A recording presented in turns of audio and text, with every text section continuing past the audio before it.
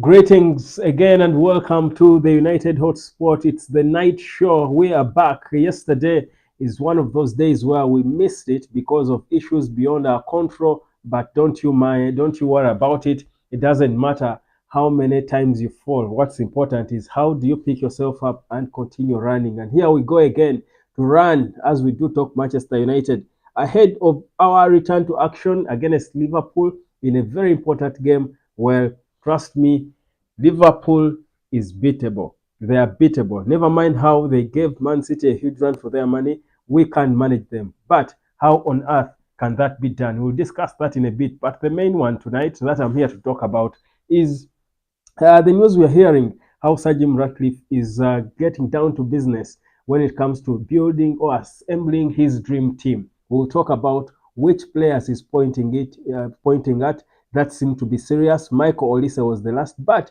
as it is now, it seems the youngster, the 19-year-old Joao Neves, is attracting serious attention from INEOS and co, and they are willing to put pen to paper on an endorsement of about £100 million to sign this wonder kid. We'll talk about whether that would be a good decision or not. But also, of course, there was a big game today. Liverpool-Man City ended in a 1-0 draw. And, of course, Arsenal now for a while will enjoy time at the helm of the summit. But it doesn't mean it's their season to win the Premier League that has eluded them for decades. Welcome again. My name is Webb. Always a pleasure to have you. This show will not be so long because, as you can hear, my voice is not so clear. I'm struggling with my voice. I've got a cold.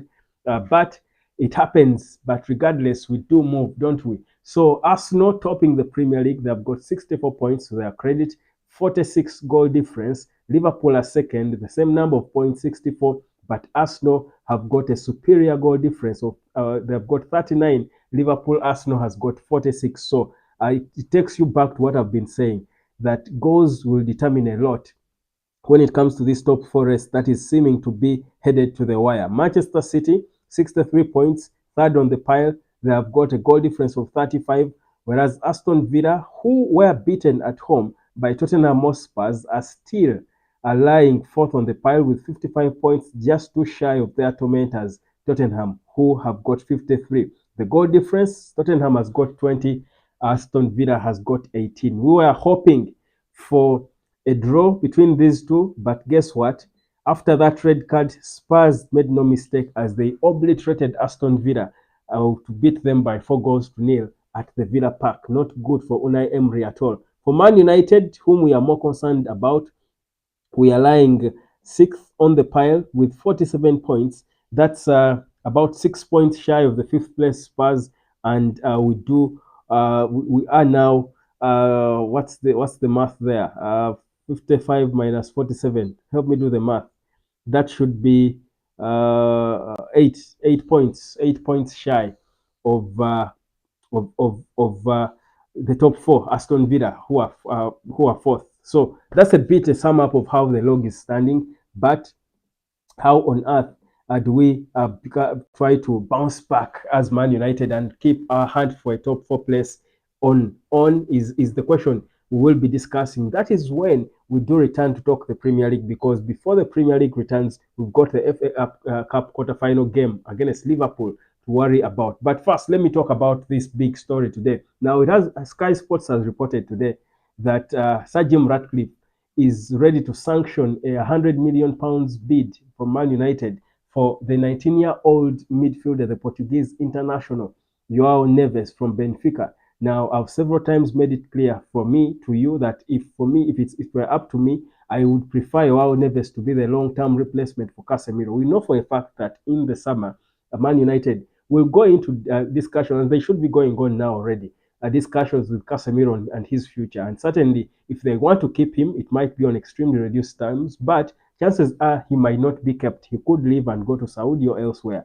But the discussions have been about who the perfect replacement would be for him, because in as much as we've got Kobe Maino, he's not seen most really as your schema. He's not seen mostly as a deep line holding midfielder. Many see him as a player who will give us more in advanced positions a little bit. So we do need someone who is going to directly come out there and replace Casemiro. And for me, I've been consistently saying my preferred option is that 19-year-old Joao Neves. Now, this boy has got a lot to him. The only issues would be he's extremely expensive, but if you're good in this day and age, in this market lately, you're certainly going to be expensive. So for me, the price tag that Benfica attached to him is testimony enough in itself that he's a good footballer. As I said, he lost his mom just recently, by the way. But he plays for Benfica, has played in the Champions League, has gone through the ranks for Portugal, playing for the under 18s, the under 21, and what have you. Then the senior team, he has won 3 cups already. He has been in the Champions League. That's big experience for him. But for me, the one thing I love about Joao Neves' game is one, he's 5'9", he's 5'9", but he has got a good stamina. He's extremely firm, but he's 5'9", but he's very good with aerial duels. Surprising, he's a bit like Lisandro Martinez. The height can be a confusion because people think the top players like Van Dijk are the ones who are good in the air, but surprisingly, this boy at 5'9" is actually very good with aerial duels. He has proved. Two, his stamina, like I said, in the midfield, you need players who have got a good center of gravity, whose center of gravity is low, and meaning they are firm on the ground. I think most of the best holding midfielders are always a bit short like that. I think the exception is Sergio Busquets, and you can name only a few who have defied that. But the greatest ones, Kante, you can talk of the likes of Makalele himself. You can the man who reinvented the position, who took it for keeps, if I would say. You can talk of all of them. Name all the holding midfielders you know that you love, and most of them are not tall. So because you need to have a low center of gravity to be firm on the ground, because that's what that role requires, a certain level of physicality. Now, this boy is extremely technical for his age.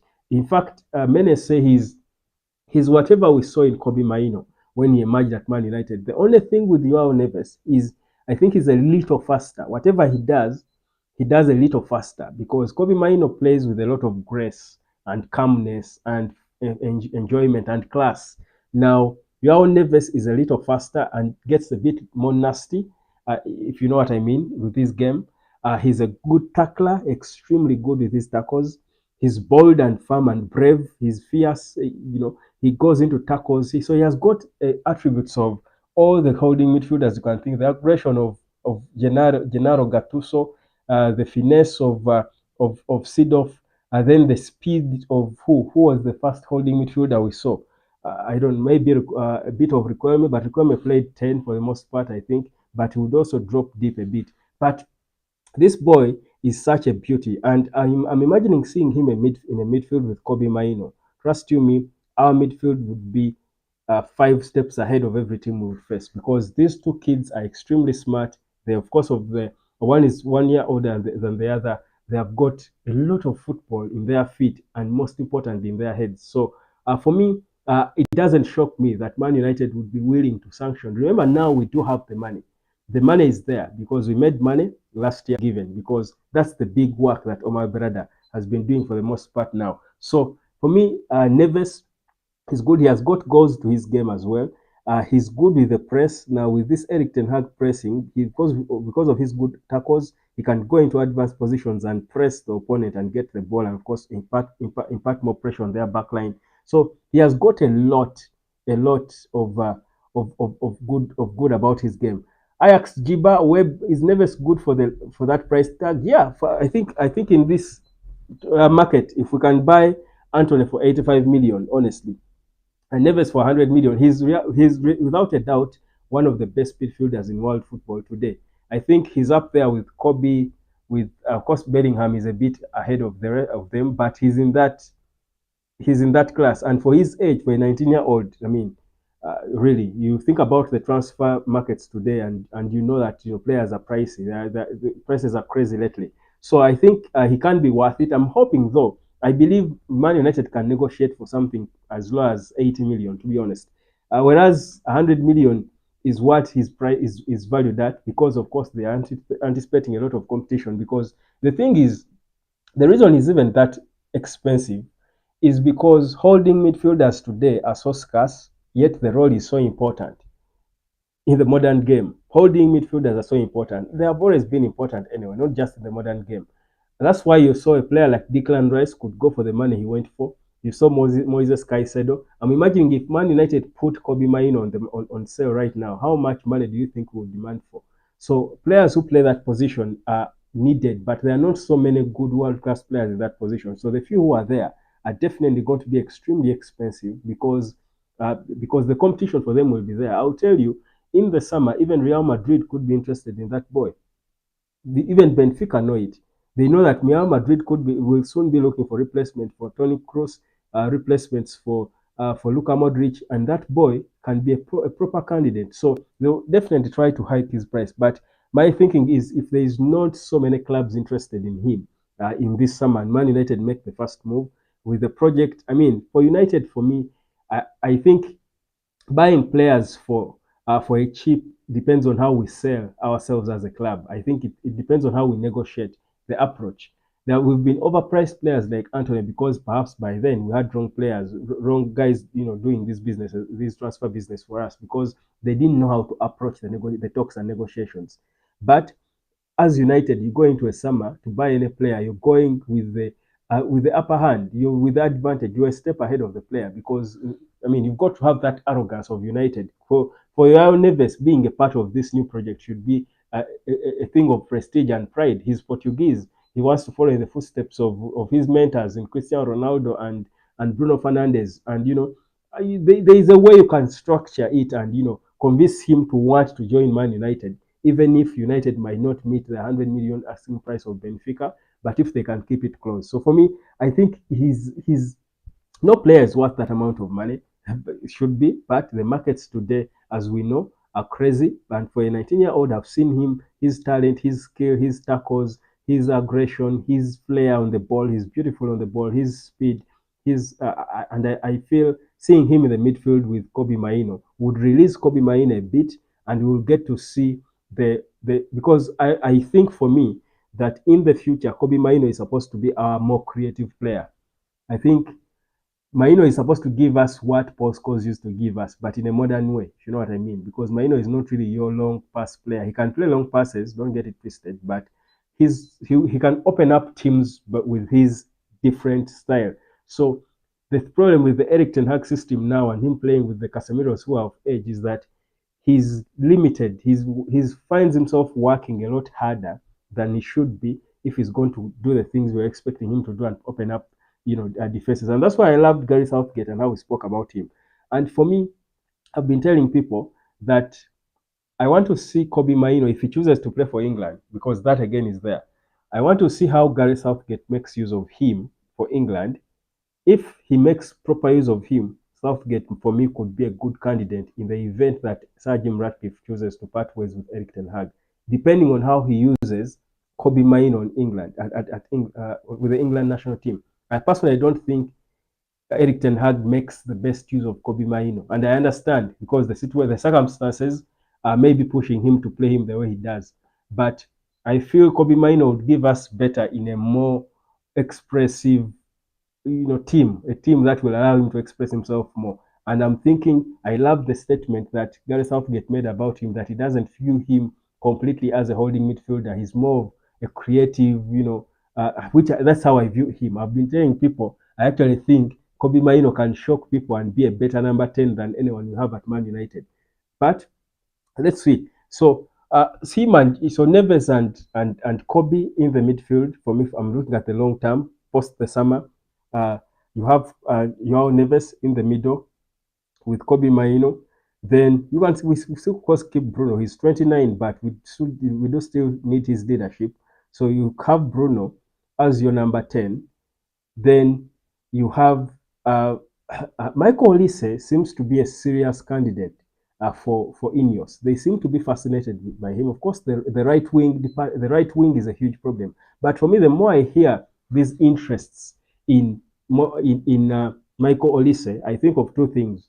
One, that Marcus Rashford is definitely leaving in the summer, which I applaud. That is one, because there is no way we can go into the market and sign Michael Olise when Rashford is still there and we have Garnacho.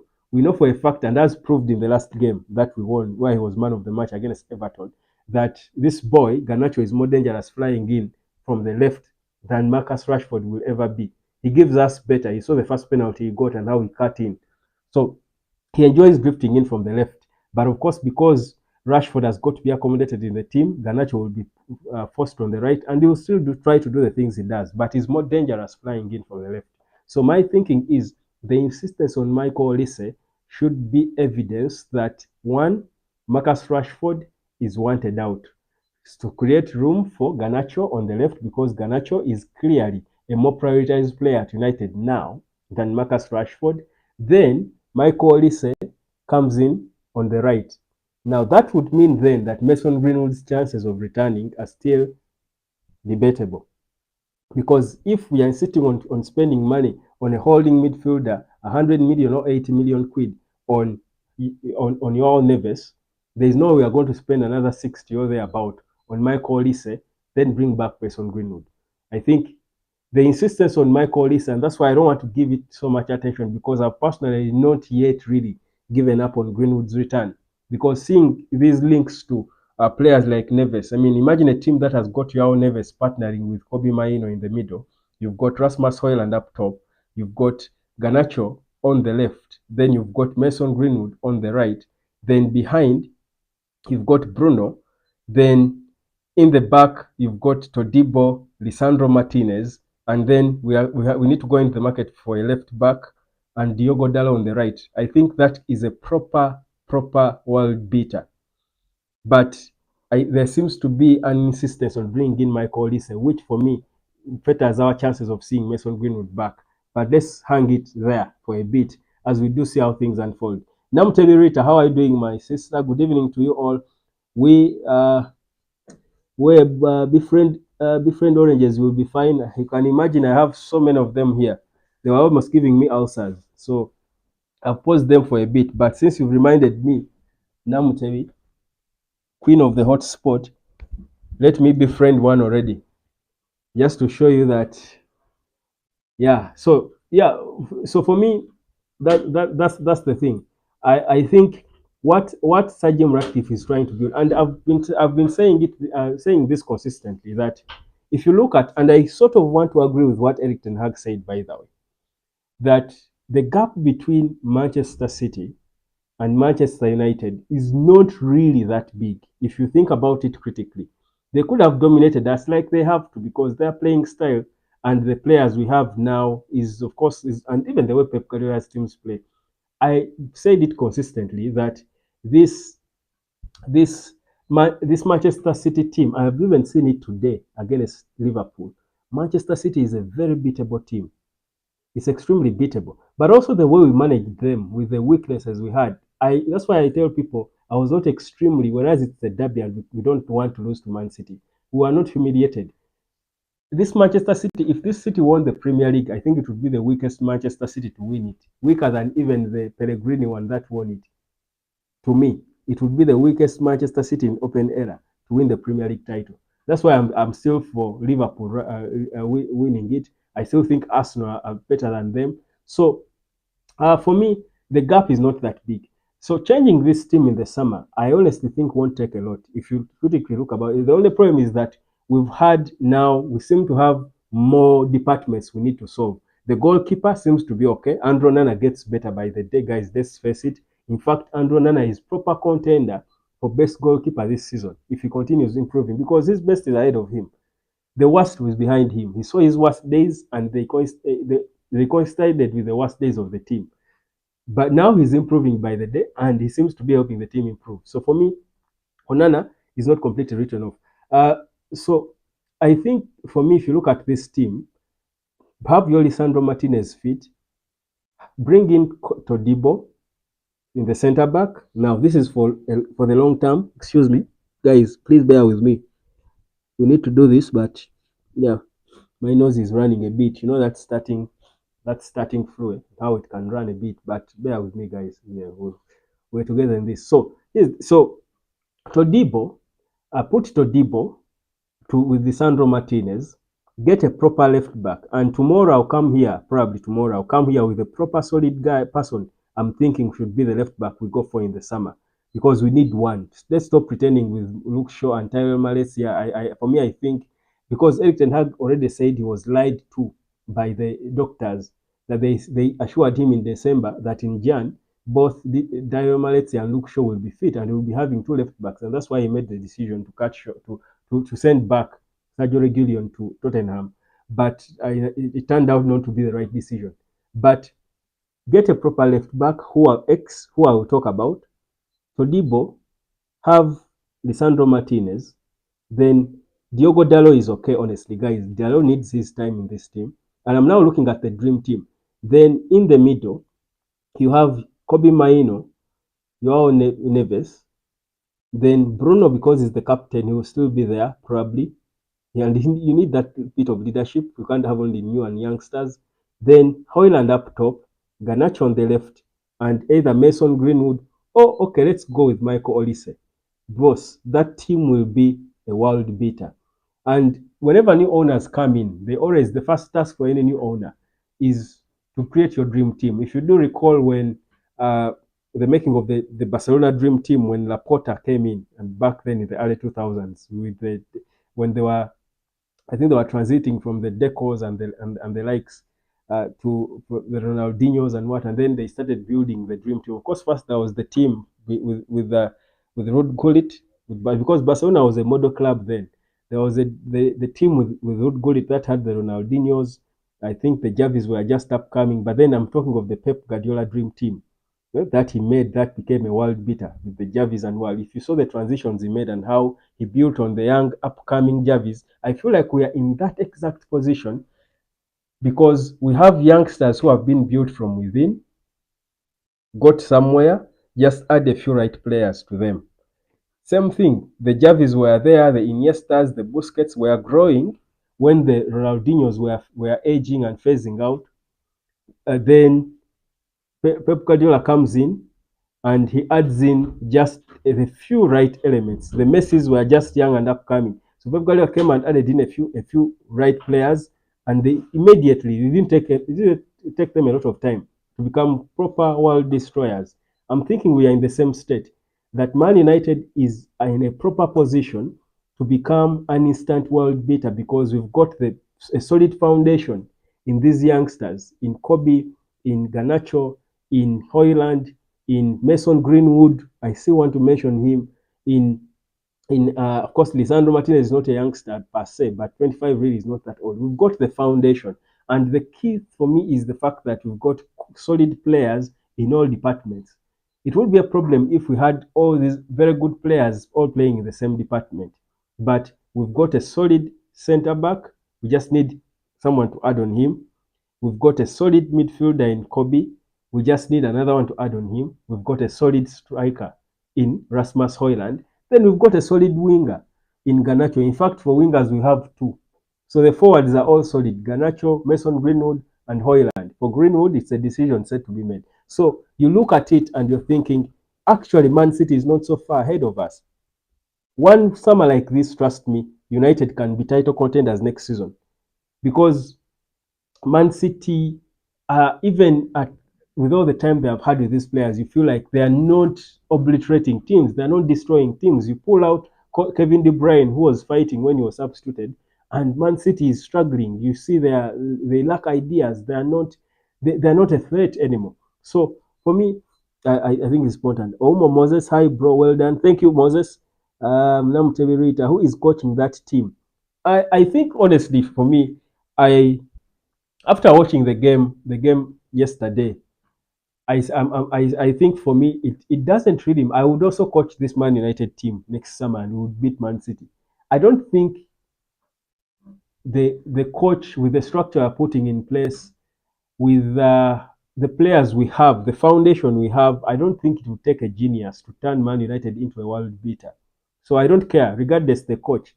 Even if we had who is our oldest player in the team now, Johnny Evans. Even if Johnny Evans became the manager, I think this team where it is now, if we make the right signings in the summer, it wouldn't take a genius to make them world beaters. I think anyone can transform this team into world beater. It can be Ten Hag, it can be whoever. For me, I think the structure that was creating the mess for the managers and the lack of an identity is being solved. When that is done, any coach who is fit enough to be considered for a Man United job will be able to make these players perform. It will take a mad manager to fail with those players. For me, it's basic. Hassan Biseguerra. Mine is Dusan Vlahovic or Santiago Jimenez, Rafael Leao, Nico Williams, Frank de Jong, Amadou Onana, or Youssef Fofana, Goncalo Inacio. How many are these? Jared Braithwaite, Todibo Jean-Claire. Thanks for the boss. Thank you, Hassan. But these are so many players, you man. You want us to sign all these in one summer? This is a complete overhaul of the team. Okay, people like Jared this Braithwaite, but yeah, he's okay. He's okay, really. But I don't know why I've got this unsound bias with these English players. But of course, we need them in the team. And actually, Sir Jim Ratcliffe's approach is to focus on homegrown players and a bit of some of the English players to be in the team. And he can be a proper candidate to be a replacement for Harry Maguire. But I I I don't. I'm not really excited. I'm not really excited by some of these English players because they somehow disappoint at the time. It takes a very good manager to get the best out of them consistently for some unsound reason. Maybe because they are home, they don't have that fighting as a spirit. Lately, with the current soft generations, they don't really excite me. But someone would say, why are they performing for teams like Man City, players like Foden and the likes? But anyway, maybe it's just a personal bias that I have. I'm not excited by Braithwaite, honestly. I'm not really excited by him. Uh, we need Mukule Bernard, please. We need Greenwood to be back, bro. I do need Greenwood back. I do need him. But every day when I hear us being linked with Michael Olise, I'm thinking we're not going to spend money on Michael Olise, who will cost us no less than 60 million here, and bring Greenwood back. Because if you have Greenwood, if you think about bringing him back, there is no way you can sign another winger. Mukule, good evening, bro. I'm a Ugandan watching you from Doha, Qatar. Thanks for your good updates. Be blessed, Papa. Thank you so much, Bernard. How is Qatar? Doha, that country hosted the best World Cup in the history of the competition. I honestly think, I don't know whether you were there when the World Cup was happening, but I think that was the best World Cup in the history of the competition. And the ending to it, many will feel, I think, was the proper ending for football. It was like Diego Maradona lifting the World Cup. For those who think Messi is the GOAT, I think what a proper way to commemorate it, icing on the cake. But yeah, thank you so much, Emukule Bernard, for being on. Senkoza Andrew, for me, I'm taking you. I don't get that properly. I didn't get that quite well. I don't know what you mean. For me, I'm taking you. What's that? As the manager? I was joking, by the way. That was a joke. Whereas I can sit here and feel like I understand football. So I know so much football. It's a whole different ball game when you get to the touchline, and you're the one. You saw how Pep Guardiola was almost dying on the touchline against Liverpool. I think what a relief for Pep Guardiola, knowing that was the last game he's facing Jurgen Klopp. What a relief that should have been for him. But I think about this Klopp thing, and I'm thinking we needed Klopp to be there when we are coming back. Don't you think? I think we needed Klopp. I mean, what will be us coming back and dominating when Klopp is not there? We needed all these so-called best managers. Let Mourinho come back and get some team. Let let Klopp return. Pep Guardiola. Who are the other hot managers in global football? Carlo Ancelotti. That one will find him in the Champions League with Real Madrid. We needed Klopp around to suffer as well. We needed to make him suffer. Isn't he the one who beat us 7-0? He shouldn't run. Excuse me, guys. Excuse me. I have a flu that I'm managing as I talk. Emukule, Qatar is very okay, Papa. Blessed night in advance. Blessed night, brother. Thank you. Blessed night. It's good that Qatar is okay. So, yeah. So for me, I think our summer, and with just about, if I think about it, because we also need a backup striker for Hoyland. but that backup striker should cost no more than 30 million pounds. Really, you don't have a Hoyland, and you spend so much money on a hot striker. A Hoyland, the backup striker would need is someone in the mold of Chicharito. If you recall when he signed Chicharito to come and back up the hot strikers we had, but for me, I think with about 150 million pounds, we can be good to go. Is that too low? Let me see. The backup striker, Neves, Todibo. Now we also need a left back. Okay, with about 200 million pounds in this next summer, we would have a proper successful summer transfer window, and that money we have, we won't be extremely the financial fair. Hassan Bisegera, a coach, I would give Ten Hag another chance and give him full support in the summer. Yeah, I think honestly he has earned it. I think he has earned. I think he has tried to earn it. You think about all the injuries he's had. You think about, and I mean, me, I want to judge him by his last game. That's why I've been saying that I want to judge him by how we perform and improve in how we play with every game until the end of the season.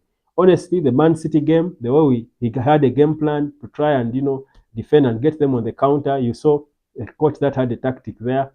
Then the next game against Everton, I thought we were putting a few good passes together. So you would see slight improvements in our play.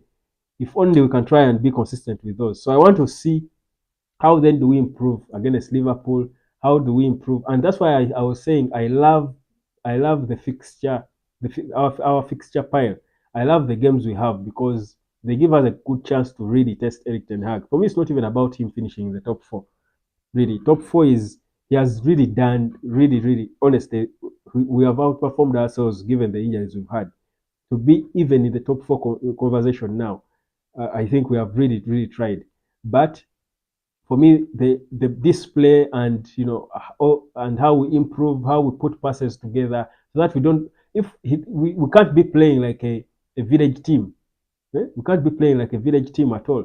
So if I'm seeing those consistent improvements, I think I will also be for Eric Ten Hag being given some bit of time to see how it goes if the structure is put right. But let's see again if the consistency will be there. Let's see that. If it happens, then well and good. Eric Ten Hag can stay really for as long as we can keep him. So yeah, that's a very. But the thing with the United project now, by the way, guys, a lot is happening from the football. Of course, I told you about the stadium and how they are planning to destroy and build a new one or refurbish it. The debates are going on, but the first option for Sir Jim is to build a new state-of-the-art facility around Old Trafford. You think about everything happening at Man United, and you're thinking this man doesn't seem to have time. For me, that is why Eric Ten Hag needs to make use of every game he gets. This Sir Jim doesn't seem to have all the time in the world to wait for Eric Ten Hag until give him all this time. Time is the problem because they said we judge him after 3 seasons. You start building to your 3 seasons now in the next summer. So if Eric Ten Hag doesn't improve consistent in the remaining games, it will be difficult for us to sit here and defend him. Quickly, some news as we do take on Liverpool. Rasmus Højlund is expected back. So is Wan-Bissaka and Harry Maguire. He's also expected back. For Martinez, we might see him next month. But I think Højlund, most importantly, and Bissaka to come in and fill that gap on the left, depending on how fit he is, because he hasn't played for a while as well. So he probably won't be thrown in the deep end and introduced into games, against Liverpool when he hasn't been playing for a long time. But him just being back on the bench is okay. So that's a bit of good news. It's, I think, a positive update, especially for Højlund to return. We expect that he will return hungrier and want to start where he stopped. That's what we are hoping. I honestly think Højlund's football he's a natural. His composure, his calmness, his body language, it's all him. He's a different character, by the way, in person. He's a simple, calm guy, but he's a beast on the pitch. You love to see it. Lumu Samuel. Hey, Webb, thanks for the show, bro. Thanks, brother. Bebe Paul, sorry, I'm late. I mean, Dr. Congo, why can't we bring Hamas? Harry Hamas, that's the left back. I think he's too young. Hamas will have his time. Boy is only 16, really. And the left back position is a very important position in how Eric Ten Hag wants to play. Because you when you're playing when you're building from the back, you need the left backs or wing backs who can full backs who can overlap properly. Now, for to demand that of a 16-year-old boy in such a role, that's high intensity, grand forward, come back and track back. I think it's really throwing him in the deep end. So Amas is good, but he's so young. He needs time really for his own development. We can't.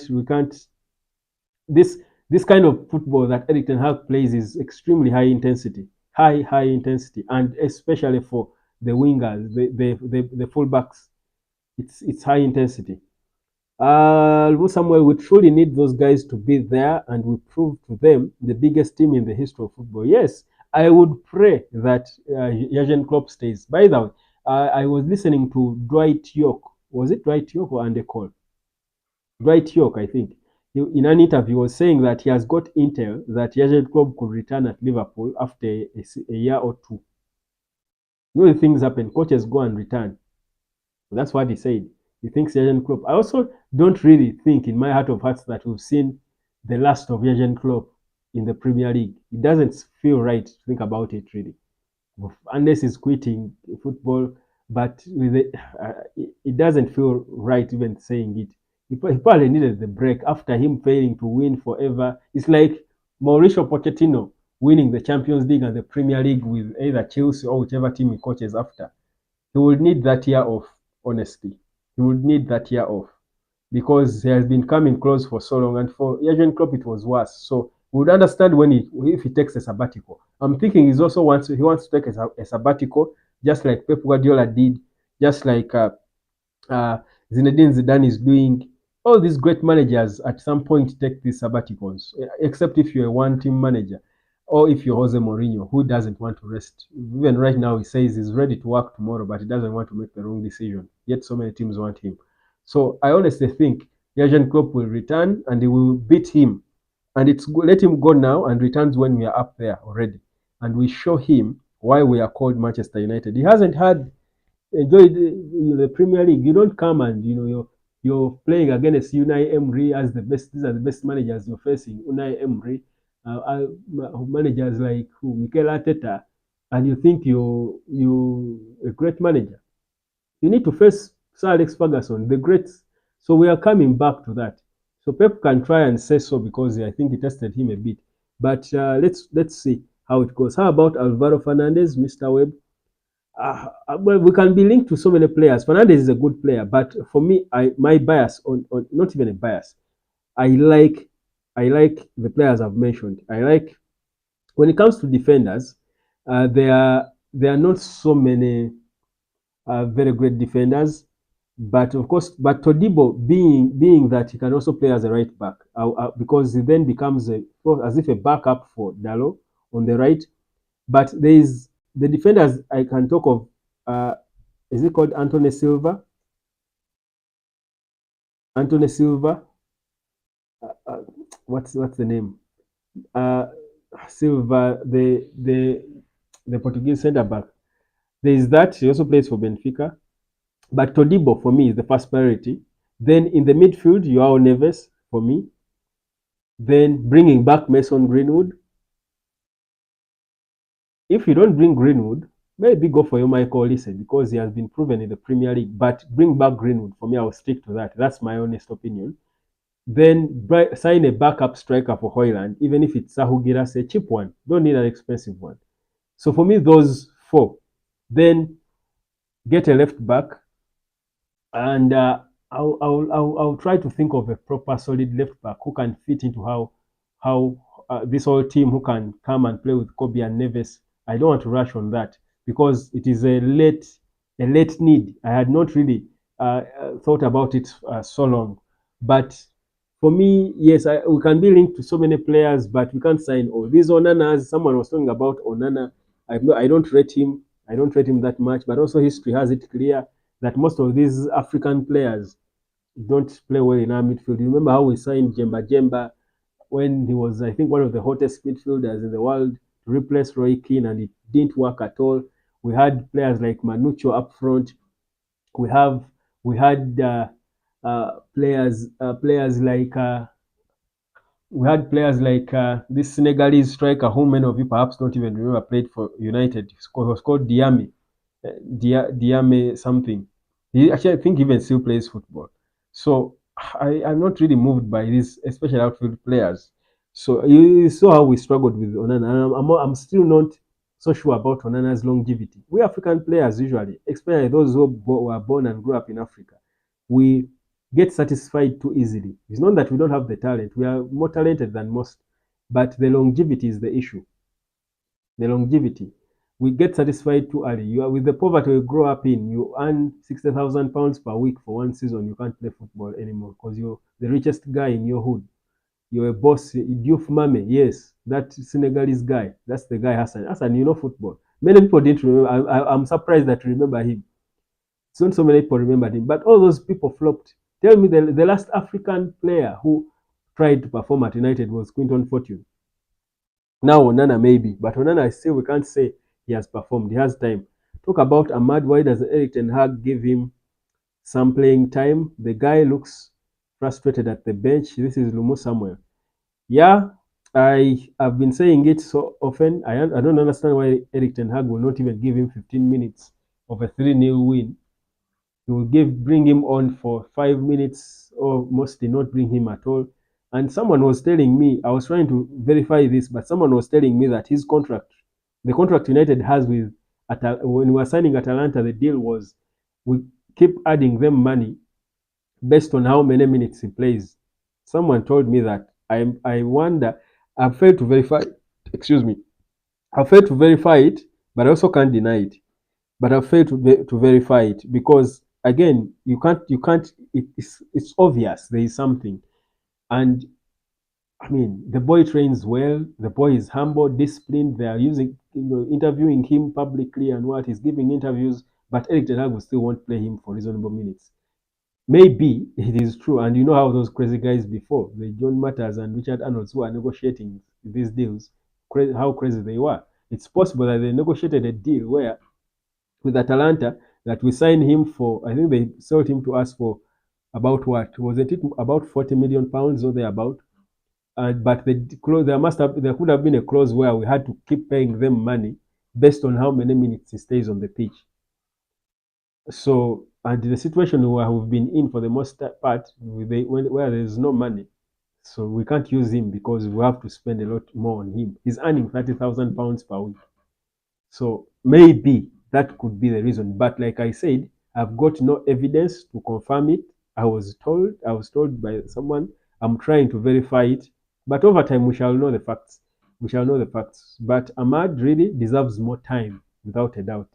It's totally for his abilities. But also, with all the injuries we have, you can't tell me Ahmad cannot come out there and make our wings more exciting.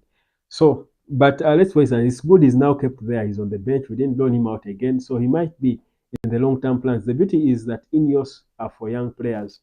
They do want to give a chance to these young players, and Ahmad is just one of those very important player for the future of this whole Manchester United project. So yeah, so let's wait and see, how it goes with him. Yeah, that said, guys, I think I've been here long enough. I've sustained, I've endured, I've tried. Let me leave it at this. Let me just take my medication. I'll see you again tomorrow. I'm sure tomorrow I'll be a lot better. Thank you, guys. Have a good night.